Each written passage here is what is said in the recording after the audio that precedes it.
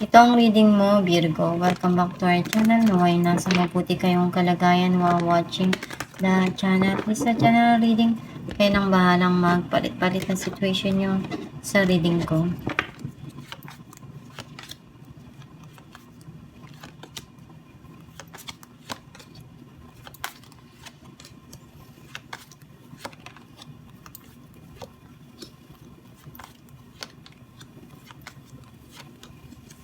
At the bottom of the deck, 8 of Swords.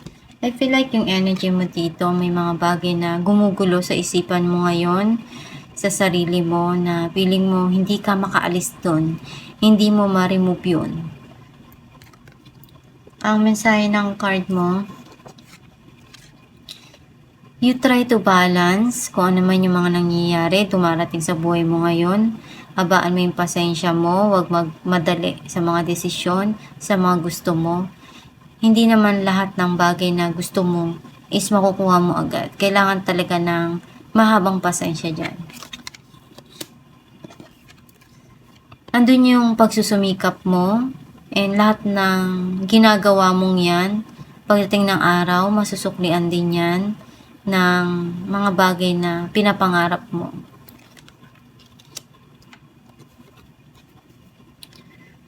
And ngayon nakikita mo na kailangan na bigyan din ng halaga yung sarili, yung mga pangangailangan.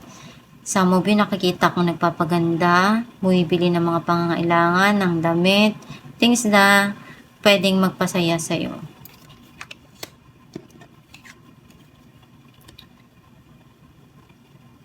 Alam mo kung ano yung responsibilidad mo, even though you feel tired, stress, or burnout, pero ginagawa mo pa rin, pinupunuan mo pa rin yung responsibilidad na kaya mo.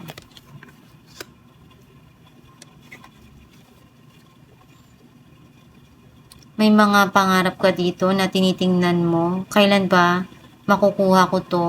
Kailan ko ba maaabot ito?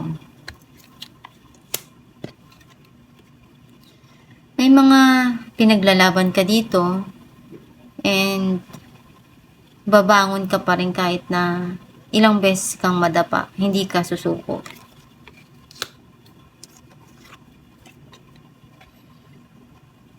May justice kang hinihingi dito and some of you nakikita ko na nagkakaroon na ng linaw yung mga sitwasyon na dati hindi mo makita kung ano yung mga kailangan doon or mga bagay na alam mo naman na ibinigay mo pero hindi mo makita kung ano yung dapat na gawin doon sa sitwasyon na yun.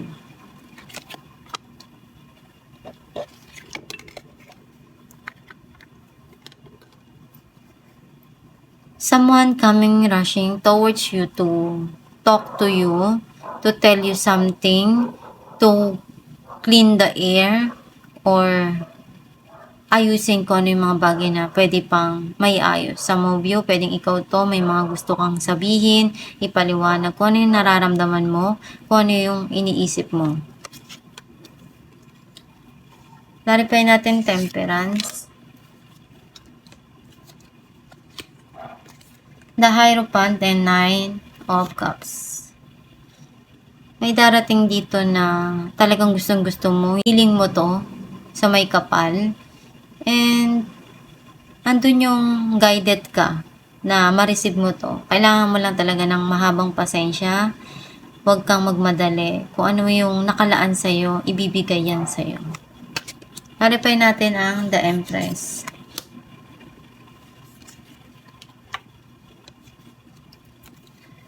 Ten of Cups and 8 of Wands. Nandun yung back-to-back na opportunity na ibibigay sa'yo. Some of you, andun yung long-term na emotional happiness na ma-achieve mo. Some of you naman may mensahe na marireceive dito na magpapasaya sa puso mo. Clarify natin ang Page of Cups. Judgment and 10 of Cups. ito yung gusto mong ma-achieve, yung masaya ka, yung nandyan yung mga taong mahal mo na nagsusuporta sa'yo sa mga gusto mo, sa mga pangarap mo. And may mga bagay ka dito na desisyon na kailangan mong gawin. Clarify natin ang Justice, Nine of Pentacles and Seven of Cups. May mga pinagpipilian ka or may mga opportunity na binibigay sa'yo, but you need to choose kung ano ba yung tama para sa'yo. Masaya ka naman sa mga achievement na nakukuha mo. At the same time, nakatutunan mo ng i-accept kung ano yung dapat na i-balance sa buhay mo. Clarify natin ang Eight of Pentacles, Ten of Pentacles and Ten of Pentacles. This is 10-10. Nakita ko na may parating ditong abundance, prosperity, financial stability, or financial windfall.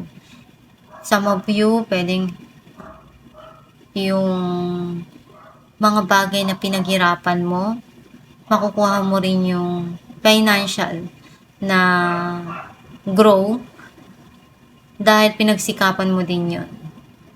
Andun yung long-term na relationship or long-term na financial stability. Clarify natin ang 10 of Wands, Death and the Empress. May parating dito, some of you, transformation. Ngayon mo marirealize kung ano yung kahalagan ng mga bagay na ginagawa mo para sa sarili mo. Some of you naman, you're thinking about fertility, pregnancy.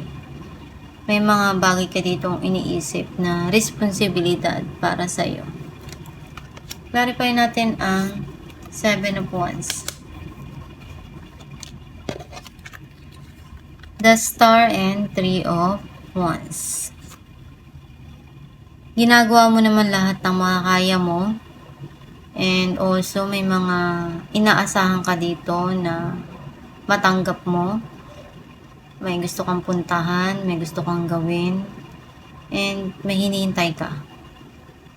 Ikaw lang yung nakakaalam kung ano yung mga bagay na gusto mo pang ma-achieve sa buhay mo. Kasi andun yung may mga pinagdarasal ka dito. Clarify natin ang Knight of Swords, Page of Pentacles and Seven of Wands. Nakita ko na may mga bagay ka dito na ginagawa, pinaplano, and binamanifest mo eh. Andun yung paninindigan mo na makuha yun. Or some of you, may mga clarity na dito na dumarating dun sa mga gusto mo pang ma-achieve. And gagawin mo lahat ng makakaya mo dahil alam mo na kailangan yun dun sa sitwasyon na yun. Some of you naman, pwedeng may tao dito na or someone sa buhay mo na gusto niyang gawin lahat ng makakaya niya na maibigay kung ano yung pwede pa na maitulong or magawa niya para sa'yo. Alamin natin kung ano mensahe ng iyong gabay.